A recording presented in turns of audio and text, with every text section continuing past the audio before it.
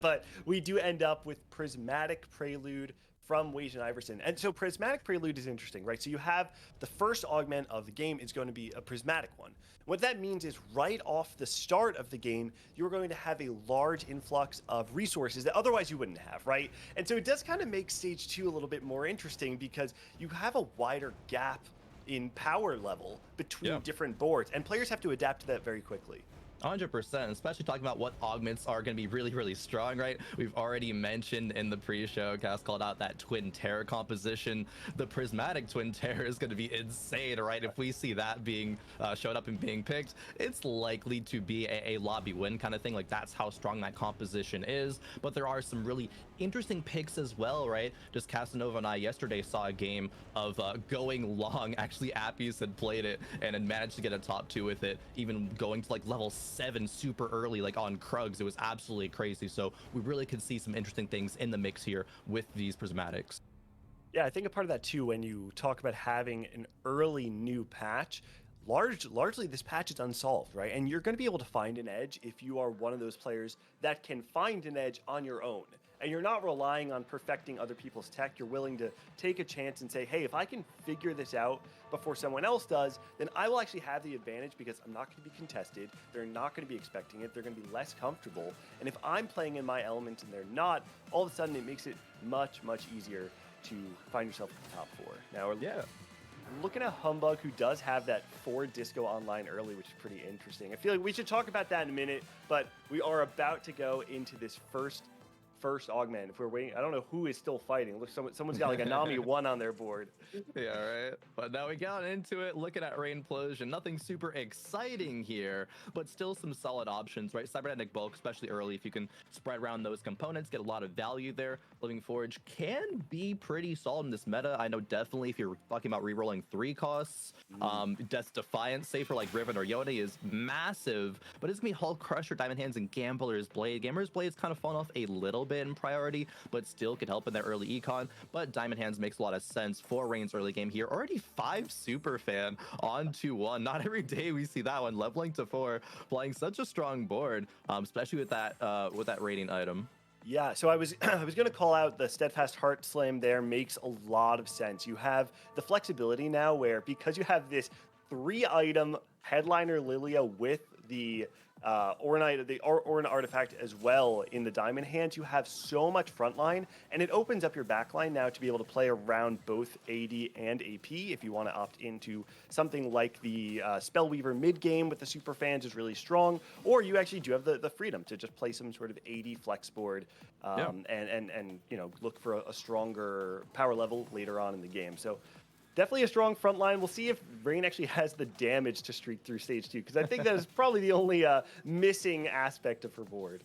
Guess you don't need a lot of damage when your Lilia just never dies, right? The units are eventually going to take down the other units there. Kyun had that headliner Olaf that's been kind of whispering. We've heard the whispers around and how Olaf can actually be really, really good right now. You can 3-star him or just play him as a stage 2, just really, really good unit, especially with that BT slam from Kyun. Was only on level 3 and is going up against Rain's kind of insane tanky Lilia, so wasn't able to find a win there. But Kyun is going to want to, because I believe it was Spoils of War that Kyun took, so really wants to get some unit kills and kind of get those extra resources online, especially talking about this patch specifically, Gangly, and how early economy is so important from getting, you know, the extra gold source, not from win streaks or loss streaks. Yeah, I mean, you're talking about getting a lot of gold just from winning, and on the other side of this board, we're seeing Wage and Iverson, who, if there's anyone that can take out this Lilia with a Radiant item and Diamond Hands and a Headliner 3-item in stage 2, it's probably going to be the person who can go level 6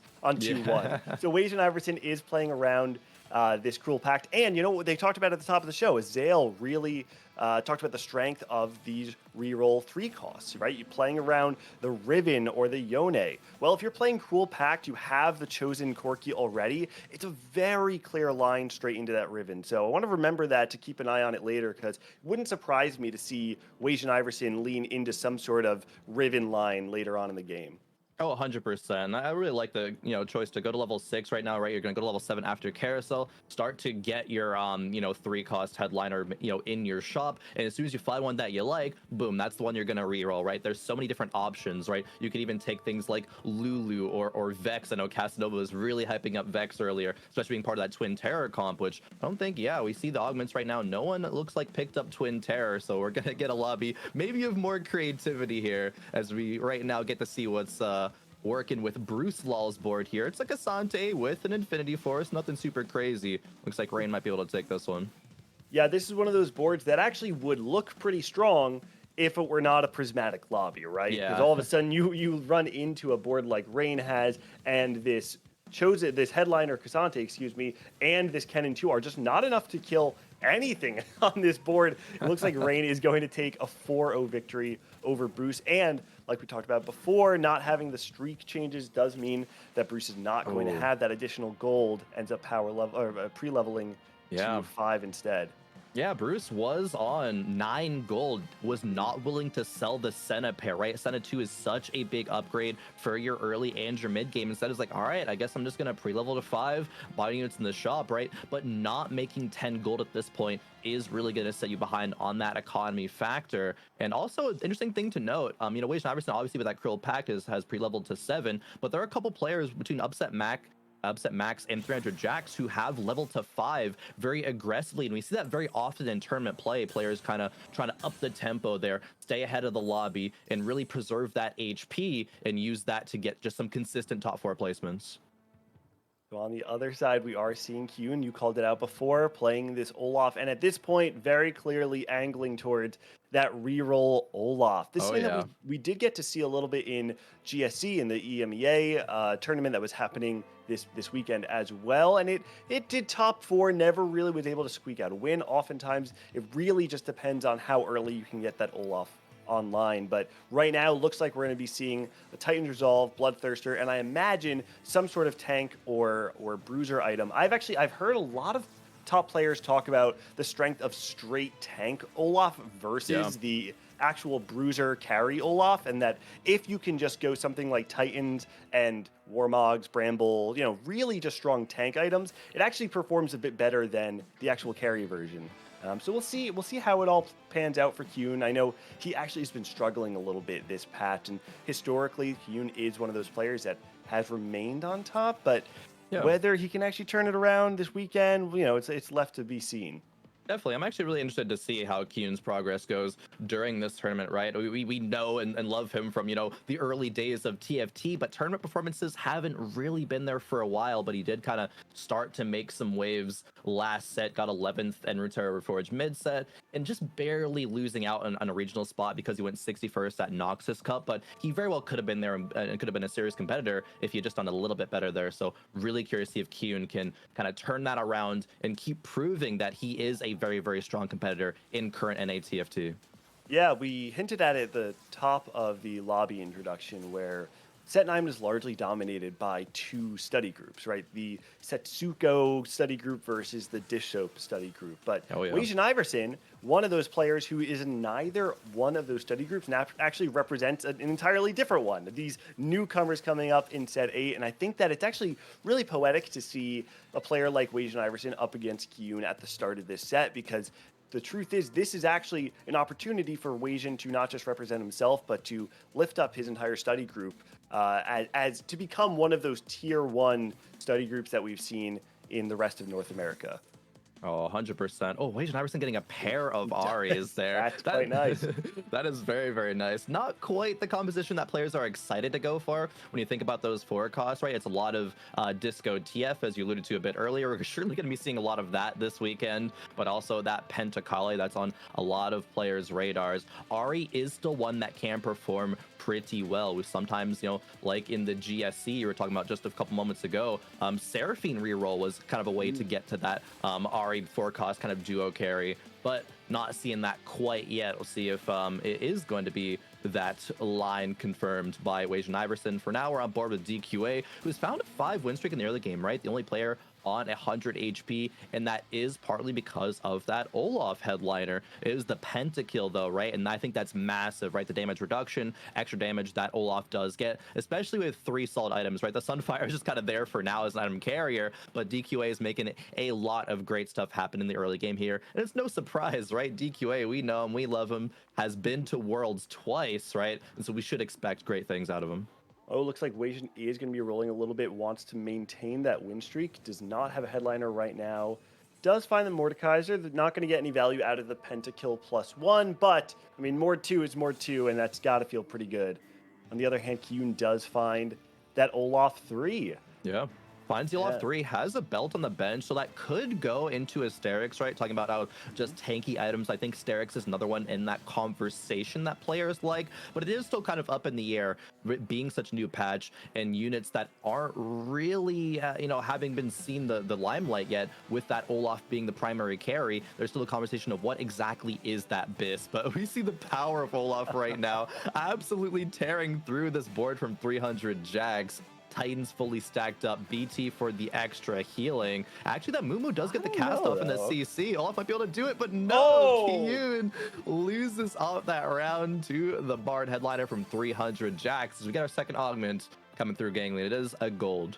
Yeah, first off, let me just say, excellent econ loss from Kyun to maintain the 3-loss streak. He knows the system changes in place. Obviously playing to his outs there. Great move by Kyun to strategically lose by 1 unit.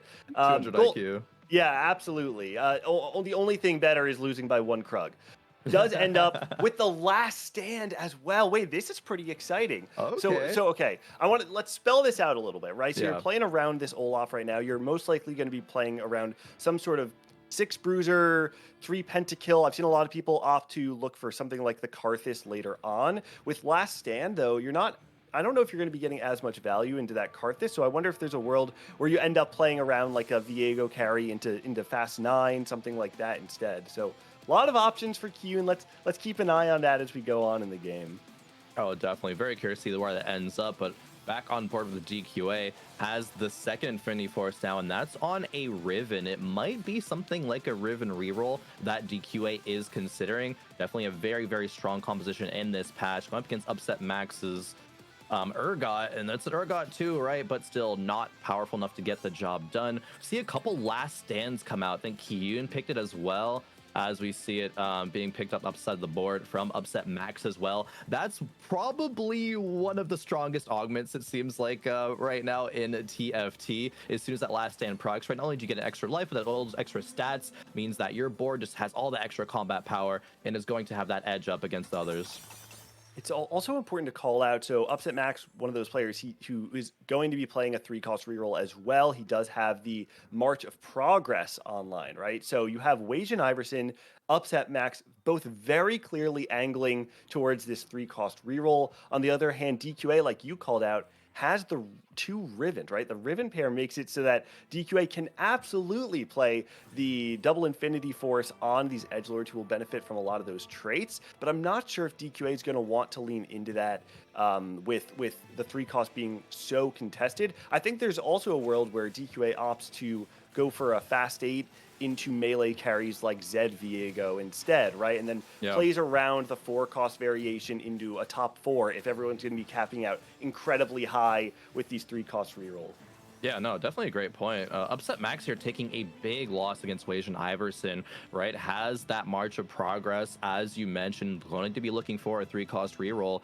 And it looks like some Yone items slammed on that Urgot just for now, but Upset Max is getting kind of dangerously low. Still has a bit to go to get to level 7. Needs to kind of find a way to stem the bleeding a little bit, but there's not much more to do, right? You don't really want to be rolling at level 6. The natural board is not just quite strong enough because of all the power that people got out of that first item, or first augment, excuse me, being that prismatic.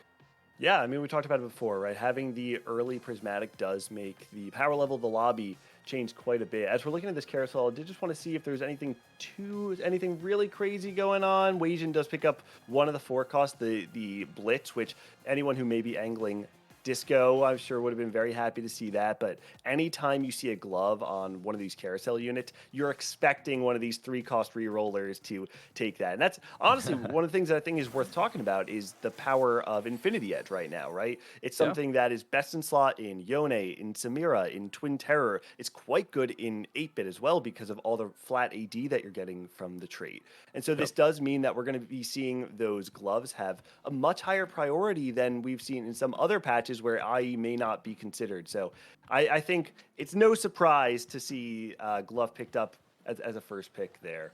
Yeah, definitely. Even one comp I think that was not named there was the Riven actually, and IE could be used with the Riven one that was being kind Yep, of yep. discussed as best in slot in the last patch as well. So there's even more, even though you named like 5 of them, right? There's just so much that IE can really do for you. Moving on board with Humbug, and yes, this is a disco comp that wants to turn into a TF soon, but Humbug is 2 Nabis away from Nami 3. I wonder Oh, if there's a no. random world or if he naturals it. Don't He's like, do it. okay, I'm just gonna go for this direction, right? I think there was like a Mort Dog tweet from like a couple months ago or something like that. That was like, okay, yeah, I won a game with Nami 3 guys, but don't try this at home because you're probably not gonna make it work. It's really, really hard actually. But Humbug has potential to do it. And with just this early disco and the Nami 2 is still 90 HP auto win streak, right? Even early disco boards are so strong, and you can always, it feels like this patch, convert it into a strong late game if you're able to go level 9, find the TF, find the Sona, Ziggs, right? Your Blitzcrank 2, all the things that make that composition work out super well. Yeah, I mean, TF is one of those things where if it is uncontested, I mean, it's the best 4-cost in the game right now, right? It's really, really strong to play around this disco line. And if Humbug is, and it does look like he's uncontested based on how much 3-cost and the 1-cost reroll we're seeing, if he can actually get this online before anybody else, I mean, it's looking like Humbug will be able to get to level 9 very safely while everyone else is slow rolling on level 7 to be able to cap out much higher than the rest of the lobby. And on the other side, we are seeing that is wait, is that going long? That is going long, actually. We didn't mention that yet. Yeah, we 300 did Jax not. is taken. I brought it up as one of the augments that maybe could be really exciting to see, and 300 Jax has it going that disco direction. So you're not going to get interest at all, but you do get 4 XP the start of each round, and you get that little influx of gold in the early game. And 300 Jax looks like it's in a solid spot, kind of middling of the pack in HP. Has a lot of pairs on the bench though, and that's something that's that this augment choice really allows. You don't have to worry about interest. You can hold a full bench, try to push levels as quickly as possible, and say find your headliner a bit earlier than other people, right? Maybe you'll be trying to go to level 8 here right now, honestly, it looks like, and start trying to contest Humbug. Those are going to be 2, I think the only 2, it looks like, disco players. But if a lot of TFs and Blitzrays go out of the pool, Humbug could be in a significantly worse spot because of it. On the other side, we did see that Rainplosion gets to choose her second Ornn artifact item. Now that we're at 3-7, she survived 10 rounds of player combat. And so this is going to be one of those inflection points in the Living Forge augment where she will be able to spike much more than other players will be spiking on 4-1. So we'll see how she takes advantage of that. And we are also seeing Upset Max, who is on almost a loss streak of nearly the entire game up to this point, right? It looks like maybe he won one more, but we'll see if he's going to turn it around. He also had the tome on the bench, actually. Maybe you're able to get up to something like, 7 Edgelord. We'll see here soon. Is rolling, right? But still 3 Yones away. A lot of items have to make their way onto the board. I think he's using this turn as kind of his pivot turn. Has a bunch of traits in so that the tome will get max value, will have all those tailored traits. 3 best in slot items for the Yone, but is it quite enough? It's up against a Lulu carry, but Yone is in the back line, and yes, we'll be able to take it down from 300 Jax. Yeah, this is a really important moment for Upset Max here. He's sitting on those 6 Yones, like you called out, having this tome on the bench, 4-2 augment coming up. This is a very strong opportunity for Upset Max to be able to spike his board incredibly hard going into the middle parts of stage 4. And if honestly, he needs to stabilize soon, because even with the last stand, it's not like you want to proc last stand before you get that Yone 3. You want to be able to use that to cap out later after you've dealt so much damage to the lobby, because you have the Yone 3. Oh, 100%, right? Want that to be the saving grace. Like maybe we'll squeeze a top 4 or like a top 2 with that last stand, but definitely want to get online as soon as possible. So I'm really even curious if he does roll down a lot in this round, right? 3 Yones away is still kind of a lot. Maybe he'll roll down to like 30 every turn. If he finds a couple Yones, he could, send it to 0. Is still strong at this point of the game, or I guess at last round, but now the players reaching forward to going to level 8, rolling it down to find their 4 cost, and maybe even other players hitting or nearing their own 3 cost 3 stars as well, you're really going to be feeling that pressure. Kiyun has found a way to streak 5 rounds in a row, right? That 3 pentakill 6 bruiser that you were talking about earlier is now online. Morello's on the Karthus, but that Olaf is still stuck on just a bell, right? No sword, and I think Kiyun has committed to that Sterix, but hasn't found it quite yet. Yeah, this is an interesting spot. I'm not entirely convinced that Kyun's gonna be strong enough to keep this up. This Olaf is certainly strong, but with just a Morello's on this Karthus, I don't know that you're going to be able to deal enough damage to the rest of the board. And yeah, this Olaf will live forever, but when people start getting more damage on their boards, I feel like eventually he's going to get whittled down. Yeah. Right now, up against, this is Rain's board, I believe, right? With all the living forges online. Rain is Yeah. also able to stall this fight very Still long, enough. but yeah, just doesn't have enough flat damage to deal with that Olaf. So you know what? Hey, I was wrong. No, I feel like I was right there with you. I was like, okay, this is about the point where this is going to fall off, especially again not being with that 3 items. But no, it's still just good enough. Got through a fully tanked out 3 item Blitzcrank, found its way to the Ezreal. The Ezreal items like weren't perfect by any means, so maybe a little bit of lack of damage there helped out Kiyun a lot. But 65 HP, especially with Lost Streak, all stage 2, finding Olaf 3. But he's in a really good spot right now. We're kind of seeing the power of these 1-cost rerolls specifically around that Olaf. But again, now players trying to be really powerful. Humbug has Wow, look at found this. the headliner Twisted Fate 5 disco for Dazzler online, even holding some Ziggs or Sona items on that Lux for now. But Humbug's still in a fantastic spot. Is enough to go against that Olaf. The Olaf's found its way into the back line and just takes out the TF. Kiyun continues to be on a tear. Yeah, I think there's 2 main things going on here. The first is Humbug's backline incredibly strong. Front line, however, still has much to be desired. On the other hand, though, and I want to call this out, is Kiyun did an excellent job positioning there, using the disco units that are around that leftmost disco ball to act as a ladder in order to reach that TF. He didn't actually need to go through that front line of Humbug, which, again, may not have been super strong, but the positioning from Kiyun there, it was an excellent choice that allowed him to play it as if it were that Yone or that Riven that we've really seen, to be frank, kind of farm these TF players. Also, I do see Spatula on the Ooh. carousel being picked up by Rain. Yeah. I'm trying to remember. I know Rain had that strong Sentinel front line, the Ezreal back line. Wonder how much of that was Rain taking this to spike her own board versus a defensive carousel take, because you have so many of these 3-cost rerollers playing country or 8-bit that could benefit so much more from that Spatula. Yeah, that's a good point. Oftentimes players will opt not to deny unless it's like a super late game carousel where you're denying like a chase trait. But Rain could have not had anything great for herself. I'm not sure offhand what you're really going to make out of that spatula. Maybe high roll, get a tactician's crown or something like that a bit later. But yeah, it might have just been a deny like you're talking about. But looking at Bruce's board right now, it is a big pivot into this RE line. And now we get to see, okay, where are we going to put our Infinity Forces? We have a couple of really good users with that, being the Akali and the Viego, actually 3 pentakill online. This is a kind of creative comp, not quite Pentakali because there's no Karthus, at least in the traditional sense, but still going to be super strong once those units are upgraded. Yeah, this is a great salvage by Bruce, to be honest. I really like this because, like you're calling out, if you are playing the Ahri, it's quite difficult to play the Infinity Forces unless you're just playing on Akali, which actually I can't remember off the top of my head if they are unique. I believe they are not. They are right? not. You They're can not. stack them. Yeah. Yeah, but being able to play around that pentakill does mean that all of a sudden, well, you're doing a couple things. One, you're denying some of these 3-cost rerollers who are all trying to play Viego, right? So you're lowering their cap. Additionally, though, you're able to spread out your damage threats to play around 3 different 4-cost carries, right? Your Akali, your Viego, and your Ahri. And when one of them falls, the other may be there to pick it up. Yeah. So pretty interesting salvage from Bruce. Want to see how that scales into stage 5. And we are looking at DQA, who, despite the fact that there was the Cruel Pact and March of Progress players in the lobby, is able to get the 4 8-bit Riven 3 online. And even though he has lost the last 5 rounds, this is definitely a spot where you imagine this Riven is going to start taking over fights a bit more.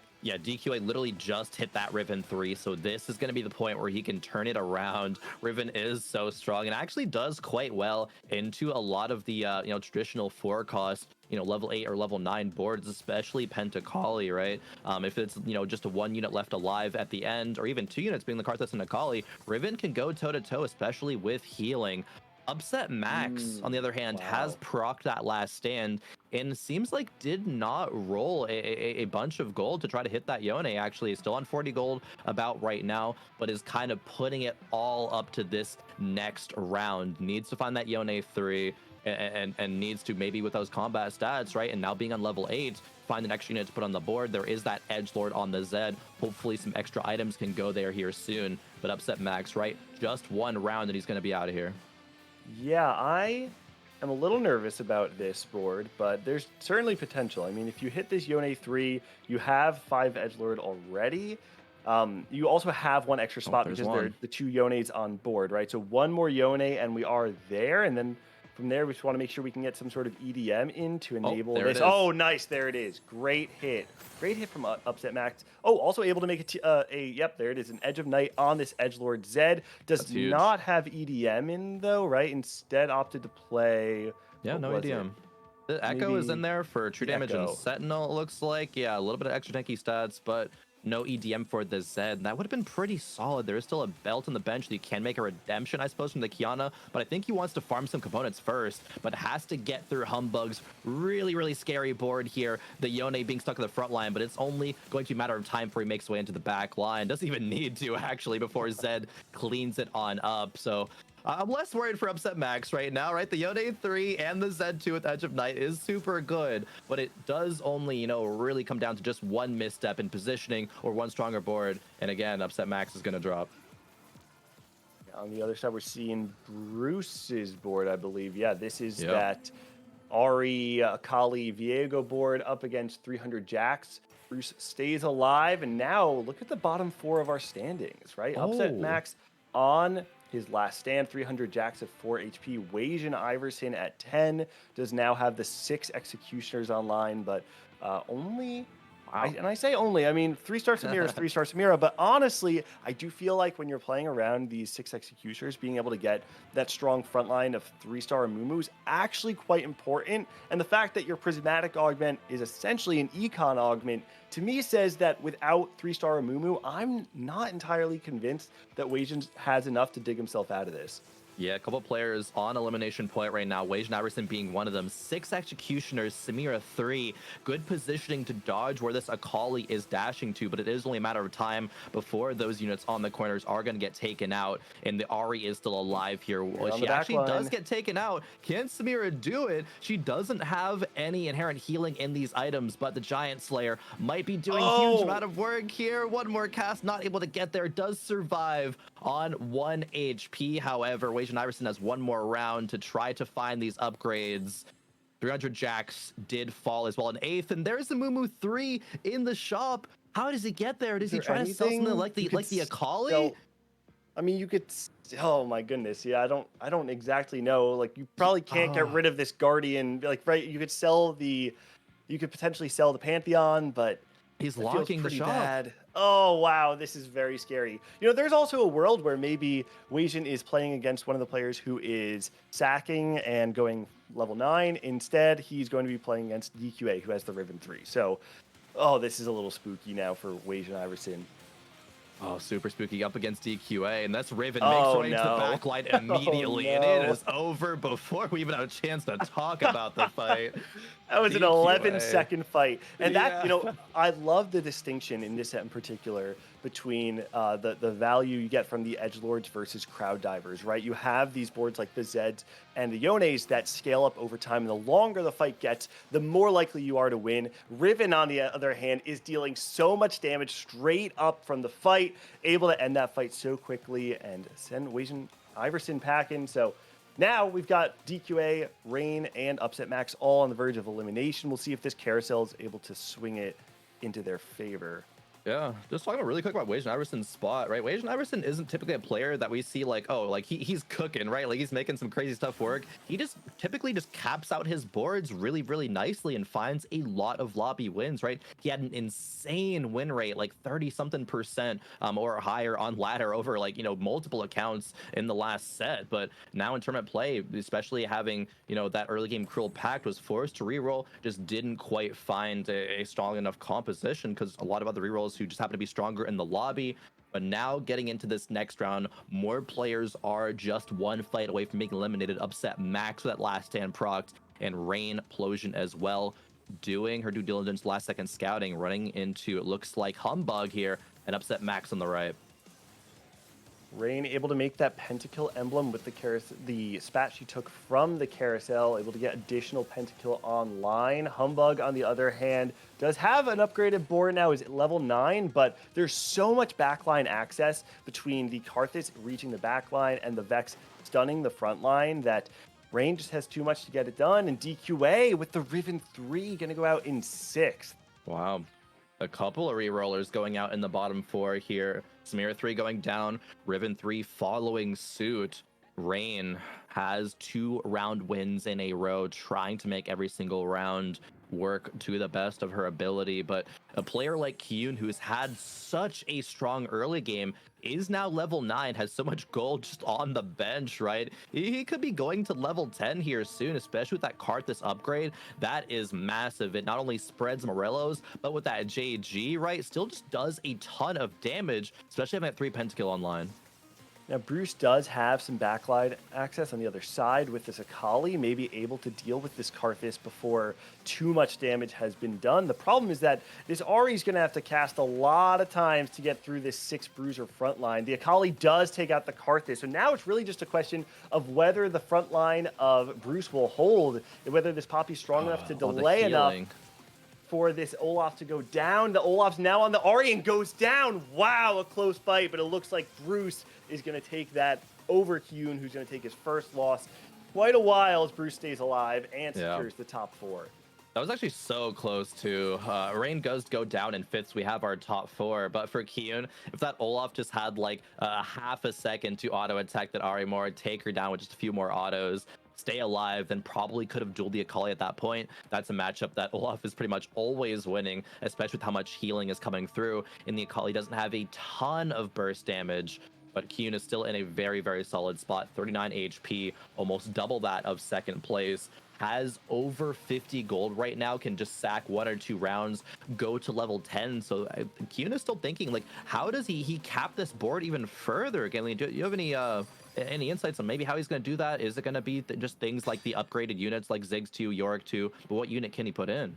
I mean, right off the bat, my first instinct is upgrading the Yorick 2 and then maybe playing around something like Thresh 2, or maybe having additional damage where you can just have you have this blue buff in the backline. If you find another AD item, there's a world where you just have a random Jin 2 with blue buff plus AD is maybe dealing enough damage. I think the reality, though, is Kyun's got a lot of resources, right? He had this Spoils of War 3 that really got no value for so much of the game. And as soon as 6 Bruiser came online, he started winning so many of these fights, was able to get a lot of power into his board. But he is up against Upset Max, who has this Last Stand Yone 3 and the Titan's Edge of Night Zed. And with so many units clumped up, getting a lot of value out of these edgelords. But Olaf backed himself into the corner to take him out 1 by 1. Don't think it's going to be enough, though.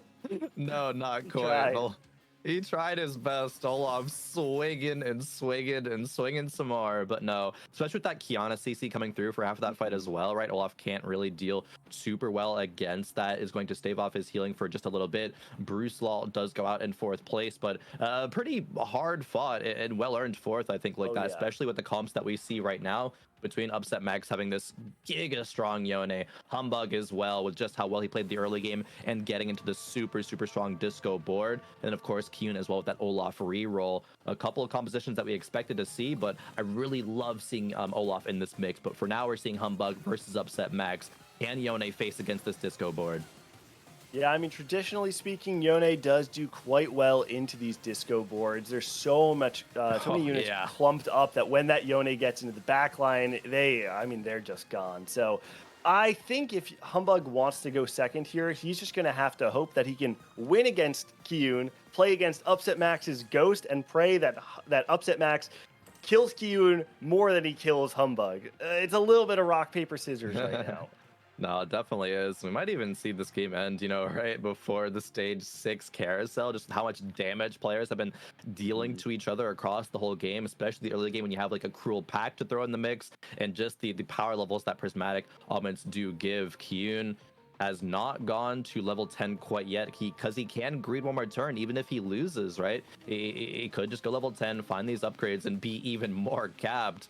Does find this matchup into Humbug, however, so let's see how the Olaf does into this disco and how much time he's able to have. Nami 1 is bubbling that Olaf. The Nami's actually still alive, pretty huge, but no, the Lux is going to take that out. So no more CC to take out this Olaf. He's making his way through the front line, and right after that, it's going to find himself on the TF. Humbug will surely take a third there. Two matchups that proved to be very difficult for TF, Yeah. despite the fact that it is one of the strongest, the strongest 4 costs in the game. Final carousel of the game right now, though. We'll see if anyone can sneak anything a little bit tricky to cap out their board a bit more. Upset Max finds the Hand of Justice. On the other hand, Kyun with the Adaptive Helm, probably going to, I imagine, going to be throwing that on some sort of backline, maybe to get those Dazzler procs online a little bit faster. And does find a Jin, kind of maybe, yeah, okay. It. Yeah. Switches back into the Sona on board right now. Makes sense. The shape of this composition is stalling, so adding something like this Sona will give you, I'm assuming, attack speed and go this on-hit magic damage. Also finds a Lowy pair. There's a few different ways to scale up this board. The problem is Kyun's kind of running out of time and up against Upset Max. Right now, this could be the last fight of the game. See how it plays out. Could be if Kyun does take it. Upset Max just on 1 HP, but we know that Yone is really good into this matchup, especially if he's able to get into the back line. Some CC from Zach, but it's just not enough. Upset Max has so much damage. Olaf isn't able to get through these carries nearly fast enough. With as much as Kyun has improved his board, right, Gangly, it's still just not enough, right? The Ziggs 2, the Yorick 2, but they just fall over instantly. Alawi 2 is a nice upgrade, right? But with no items on it, she doesn't have a lot of lasting power onto this board. Kyun still can sell this a pair of canes on the bench. Maybe consider like selling off the Zac and putting it onto Alawi. Maybe the tentacles will buy enough time. Yeah, not the quite problem is sure there's though. really no single target damage on the side of Kyun's board, right? Which is Yeah. what you need when you're looking to take out a Yone, because yeah, you've got the Ziggs 2 who's dealing a lot of damage, you've got Karthus who's dealing a lot of damage, but it's spread out so much across the entirety of Upset Max's board that you're not actually able to kill the important unit, which is Yone, before he fully stacks up on those Titans, gets so much Omnivamp, and we're seeing it right now. Once he backs Kyun up into that corner, the Yone takes over the fight. And just like that, he is going to proc Kyun's last stand. Yep, Kyun still has this to function, to work with here, so maybe the extra stats can, provide a little bit of extra time. I honestly don't think it's going to be enough, though. Yeah, talking about single target damage, though, there is a couple Jins in the shop. You were calling out Jin being a possibility a bit earlier. There is the blue buff on the Zig, so I'd have to sell that. But the adaptive helm maybe just goes in the front line at that point, and we luck into some really good AD item, maybe an IE from this neutral round. But I don't think Kyun's even thinking about that as an option, right? The Jins just pass on by in the shop. He's looking for other. There's 2 more Jins. The game's like, please go this option. He does buy them now. Maybe he does TG, have the TG Kane. Yeah, I play that over to Sona. It's just this is tough. Jin. The game's screaming at Kyun to just play Jin. He doesn't want to. Let's see. He does find the Sona too. Yeah, no, he does not want to play that. Wants to play this Kane. I mean, listen, Kane 2 on Last Stand is going to be extremely powerful. But the problem is, I'm really just not convinced you're able to take out these multi-threats of the Kiana 2, the Zed 2, the Viego 2, and the Yone 3, all with Last Stand procced. Upset Max is getting so much value out of this board. And the Kane is still alive for now, definitely dealing damage. Wait a minute. Wait a second. Wait a He's finding a second. way. He's doing it. It actually was enough. That is so shocking to me. But obviously, you know what? We don't know what we're talking about because just like that, Kiyun on last stand with the Kane 2 is able to cap out the board enough to take it over Upset Max, who had been winning for almost the entirety of the game after that very, very long loss streak early on in the game. Oh my god, that's crazy there at the end. I did not expect it to go that way. The last stand stats were good, but I think the positioning was good enough as well, right? With the last stand extra stats, the Olaf was positioned right in front of the Yone and actually took him out. And that's the big thing, because Yone wasn't able to get there quite, quite fast enough to take on the Olaf. The fight just went completely the other direction. That was absolutely crazy.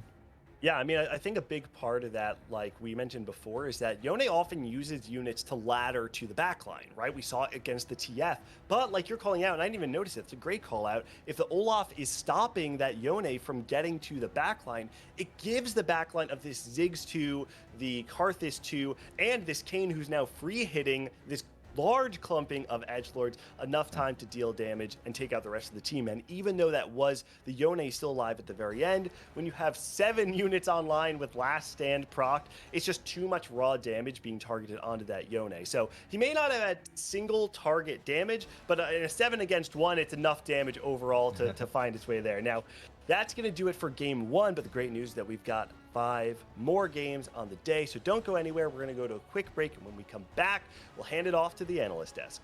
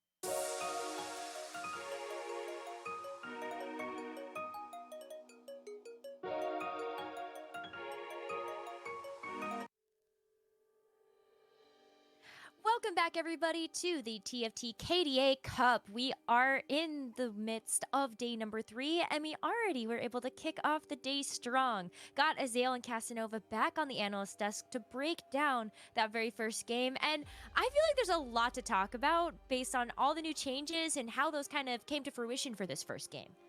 Yeah, I mean, the first one I want to talk about, of course, is going to be Wei Iverson, right? He ended up taking Cruel Pact. This is not something we see all the time in competitive. It pops up here and there, but Azael and I were talking about how good it might have been on the current patch with the ability to help you win streak early on with how good win streak is. And on top of that, I think the fact that, hey, 3-cost reroll, Cruel Pact getting you to level 7 very quickly, it makes a lot of sense. And so Wei went in that direction, but why did it fall flat? Why did he end up going in 7th place? Well, I think one of the big things was that his itemization ended up forcing him to play around that Samira, and it didn't even have any gloves. Like, he barely had any gloves. He just had that guard breaker, so it doesn't really work that well, even though they were 80 items for Samira. So his damage ended up getting, taken back a little bit, where 6 Executioner, that should be the strong point of the composition.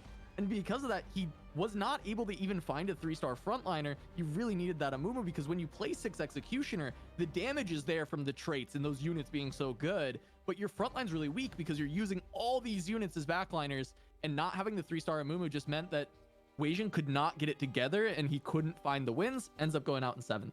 I mean, it's so interesting too, because he had the 3-star Amumu in shop, right? And we were talking about this, right? And I feel like he should have just sold his Pantheon and just bought it and just put in something else. It's like, yeah, you lose 2 Guardian, yeah, you do lose that Pantheon too, but I think the 3-star Amumu actually would have won in that round, because that was against DQA, I think he got eliminated by.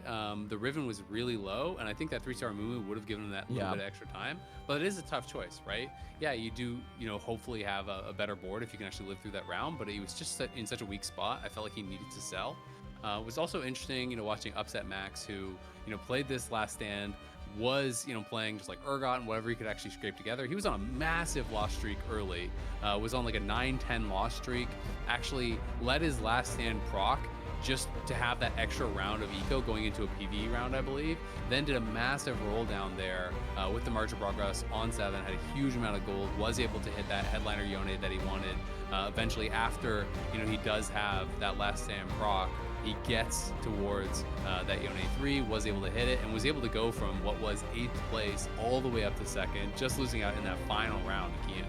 Yeah, it was really crazy, because he did drop pretty much lower than Wei. He was at like 32 HP on that first loss streak. I think he even dropped to 20s. He lost one more round there before rubber banding when he actually hit the first Yone, and he didn't even rubber band, right? He kept losing a little bit until he eventually had to proc it, as you said, going into a creep round. So it was really well executed from Upset Max, like incredibly impressive play on a loss streak style that we're like, hey, is this gone? Well, there's still ways to play around it. Yeah, With you have last stand, sure. I mean, it's also one of those things where it's like, it's not like he was open for it. Like, I don't even think he was trying to be weak. It's the accidental loss streak, right? But it was also really cool watching Kyun, because we were talking about this a lot, especially towards the end of the game. Generally, when I see Olaf reroll, what happens is if they hit early, which Kyun did, he hit with 30 gold left, or 34 gold left, I should say, on 3-1, then leveled, went 5, so he went 5 with 30 gold. It was in a really good spot. And often I see the comp, push you towards having this massive HP lead, and then it kind of peters out and you just get outcapped and you lose, right? He got to level 10. We were talking about this because he lost a bunch of rounds in a row, but he still had last stand. And I was thinking, if that was me, I would have actually sold my Olaf at level 10 and said, all right, can I win with a legendary headliner? Because it didn't look like he could actually win, with just that Olaf. But at the end of the day, last stand proc, he got in the Kane 2, got his Ziggs 2 itemized, had the Olaf right in front of the Yone. Everything kind of worked out for him, but he held the line and he was right. Yeah, it's the really cool thing is, like, I was kind of with you where I was like, I don't know if it wins even when it pops, but it was like this big influx of stats on top of really good stats, like the way that it was stacking up on top of each other, right? You have all the HP from Bruiser, and then Last Stand gives you resist, which is then going to just, compound on top of each other with the HP, and then heavy hitters meant that everything had a lot of AD, so the Omnivamp actually gave a lot of healing to all of the different bruisers, and it just worked so well with the setup that Last Stand ended up making a 7-0 on one side, a 7-0 on the other side in that fight. Hey, don't forget, Olaf got a tiny little damage buff. He did. It was a big buff. It was a big little buff. one, but it was a big buff at the end of the day when it all stacks together. So I'm an Olaf believer. That was a great game to be able to watch the back and forth. And honestly, I got caught by surprise. I'm like, I actually forgot that Kyun had Last Stand because it hadn't activated yet. Like, you didn't even need it except for kind of the finishing blow in that game. So it's kind of awesome. You can see both sides of that strategy pay off. Either it's a really early way to bail yourself out of a bad game and be able to get that second place, or it can just kind of win you the lobby. Both are valid. It works out. I mean, Last Stand I think is really, really strong on current patch. I mean, I think it's a pretty powerful augment regardless, but when we talk about a lot of the comps, like Executioner, it's pretty good with. Obviously, Olaf roll, hey, it worked well with that. All the melee rerolls, hey, it's really good with that. Country, it's really good with that. Like, there's a lot of different comps that it's very, very strong with, because a lot of the meta, you know, if you're playing around 3 cost, is around playing these AD lines, right? 4 cost is more around the AP lines, obviously with Karthus and Disco being so popular, but it's super strong in this meta, and I feel like Last Stand is something that you want to at least consider taking almost like anytime you see it on 3-2. Yeah, it's just the way like stat stacking works in TFT, right? And how they compound the effects. And, you know, we talked about it in the case of Six Bruiser, but it was a good call out for you to just say 3 stars, because 3 stars just have innately high HP. So by giving them additional stats, which maybe they wouldn't be building those 80 lines, right? You have a lot of attack damage that you've built, but now you're getting some resist on top of it, and the Omni Vamp that you can keep going, right? Like, it's just so good overall. It just gives you everything that you need, and it takes it so if you can hit the 3-star before you know, proc it and lose it, you're gonna just start rubber banding super hard, as we saw Upset Max do. Oh, I'm so excited about this first game, because honestly, some of these decisions go back to even just the portal choice. I feel like that we got Prismatic Prelude, and now I'm buzzing over here because this is not a portal we kind of typically expect these pros to take, because it has such high variance when it comes down to what that Prismatic is offered to you. So how do you feel like that changed up the pace of this game, if any? I mean, it changed it a lot, right? You know, one of the things that we were talking about was Rain's board, you know, right on 2-1. Rain had 5 Superfan on 2-1. And I'm looking at that board, that's a 5 streak, right? What I was initially thinking. But we saw some of these other boards that were ridiculously strong. You know, not only was it that it was Wage Iverson playing Cruel Pact, he had, I think, 3 2-stars on 2-1 with Cruel Pact at level 6. And then we saw, obviously, the Olaf reroll had a really strong board as well. So that's the thing, is that you can hit these really strong boards, think that you're in an incredible spot, but Prismatics can give you so much extra power that sometimes, you know, someone has just capped out that much higher or gotten that board that's that much more powerful, and it can really kind of like increase the pace of the game, because all of a sudden a board that would normally be stable is no longer stable, right? And you have to roll more aggressively or level more aggressively. You have to really change the way you're playing. It's like the very interesting thing about Cruel Pact that it's always had, right? Because Cruel Pact is so strong, you level up very quickly, and then you're beating everyone down in the early game and getting that win streak. But you have to remember, if you took Cruel Pact, you're in a Prismatic lobby. So kind of being locked at level 7 when other people are also going to have these big amounts of power can get very scary, and you can end up petering out if you don't high roll a little bit at that point. And we saw a lot of people going for heavy economy investment, right? Cruel Pact, I would say, in this case, is kind of an econ augment, right? It's giving you a lot of tempo by getting you on that win streak, and it's giving you the ability to roll better shops earlier on, which saves you money in the long run with leveling up. And then we had going long, right? So a lot of players are kind of looking towards ways that they can build that economy early, since there is, you know, not the way of getting it through streaking. Yeah, I mean, it's really interesting. We didn't see anyone playing like Rich Get Richer or anything like that, which I feel like those are more popular